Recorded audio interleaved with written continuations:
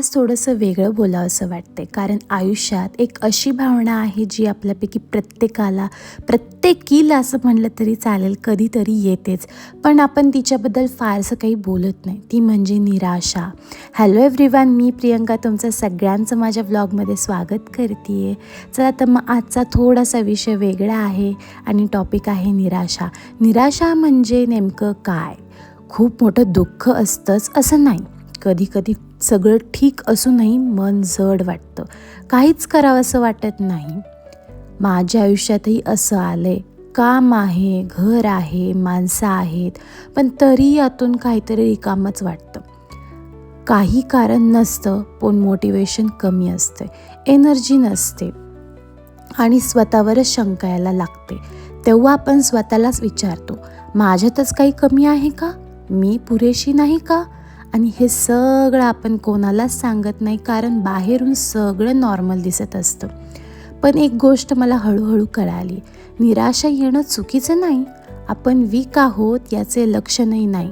आपण सतत स्ट्रॉंग राहावं, पॉझिटिव्ह राहावं, प्रोडक्टिव्ह राहावं ही अपेक्षा खूप जड असते.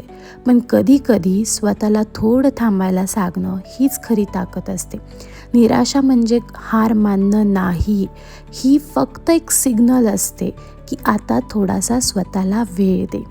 माझ्यासाठी जे उपयोगी पडलं ते म्हणजे स्वतःला दोष देणं थांबवणं.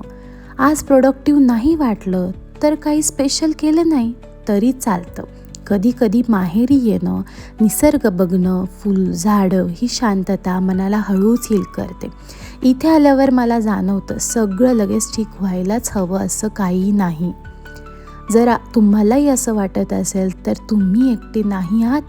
निराशा आली की स्वतःशी थोडंसं सौम्य व्हा, थोडा वेळ घ्या आणि स्वतःला समजून घ्या.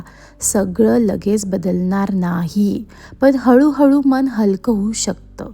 आजचा दिवस माझ्यासाठी थोडा शांत, थोडा स्वतःसोबत राहण्याचा आहे. चला तर मग आजचा दिवस कसा गेला तेही तुमच्यासोबत शेअर करते.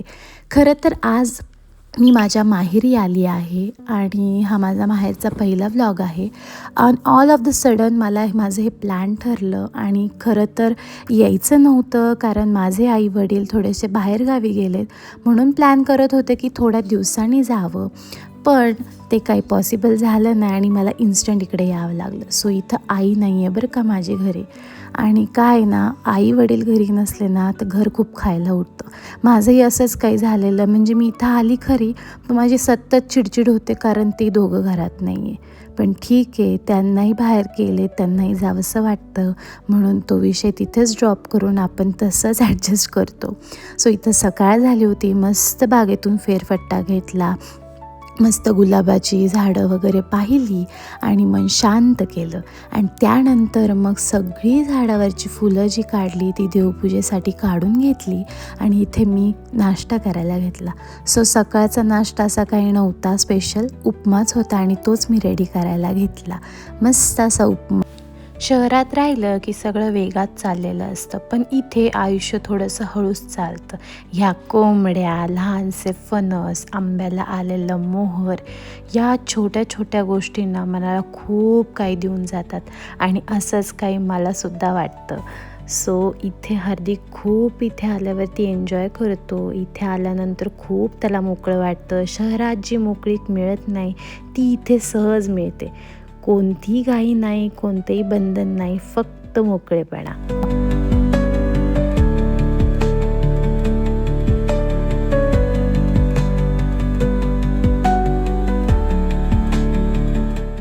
दुपार झाली तसा आम्ही थोडा आराम केला. शरीरासोबत मनालाही विश्रांती मिळाली आणि त्यानंतर मी डिरेक्टली 7:30 वाजता मी शूट करायला घेतलं. फारसं असं काही मोठा टास्क केला नाही, पण एक छोटीशी गोष्ट करायला सुचली. आणि खूप दिवसापासून मी इथं पिलोज मागवले होते आणि पिलो कवर्ससुद्धा, आणि ते इतके सुंदर होते. सो मी इथं मागवले, पण सोफा नव्हता आलेला आणि आता सोफा आहे तर ते असेच पडून होते माझ्या डोक्यातही आणि मम्मीच्यासुद्धा नाही. सो मी ते काम करायला इथं पूर्ण केला. ऑनलाईन मागवलेल्या पिलोजला फक्त कवर टाकला आणि इतकं सुंदर नंतर दिसत होतं ना. खूप मोठं असं नाही, पण अशा छोट्या छोट्या गोष्टींना मन प्रसन्न करून जातात. तसंच ही माझ्यासाठी एक हीलिंग प्रोसेस आहे. नकारात्मक विचार, थकलेलं मन, निराशा ह्या सगळ्यांपासून थोडासा ब्रेक घ्यायचा आणि आपल्याला स्वतःसाठी अशी एक गोष्ट करायला हव्यात. सगळ्यांना शक्य असेल असं नाही, पण शक्य असेल तेव्हा स्वतःसाठी जगणं हे खूप गरजेचं आहे आणि हेच मी इथं करत होते आणि इथं मी गप्पासुद्धा बहिणीशी मारत होते आणि ही प्रोसेस हळूहळू मी कंप्लीट केली पूर्ण. कधी-कधी आयुष्यात मोठा बदल करायची गरज नसते. फक्त थोडं थांबणं, स्वतःसोबत थोडासा वेळ घालवणं पुरेसं असतं. अशा छोट्या गोष्टी आपल्याला आतून हील करतात. निराशा, निगेटिव्हिटी दूर पळवायला आपणच स्वतःसाठी अशा मुमेंट्स क्रिएट करायला पाहिजे, जेणेकरून मग ह्या सगळ्या गोष्टी आपण अवॉइड करू शकतो. चला तर मी इथं माझ्या सगळ्या पिलोजला कवर टाकून झाला आणि इथं त्या पिलोज त्या जागी ठेवून दिल्या आणि इतका भारी लूक आला होता हॉलला आणि हे करून मला मनाला समाधान पण मिळत होतं आणि गप्पासुद्धा होत होत्या खूप दिवसाच्या पेंडिंगवाल्या. सो इथे तेच झालं आणि बघू शकता आता लूक तुम्ही कसा आला. म्हणजे छोटीशी गोष्ट झाली पण इतकं कलरफुल आणि छान वाटलं हे सगळं बघूनच.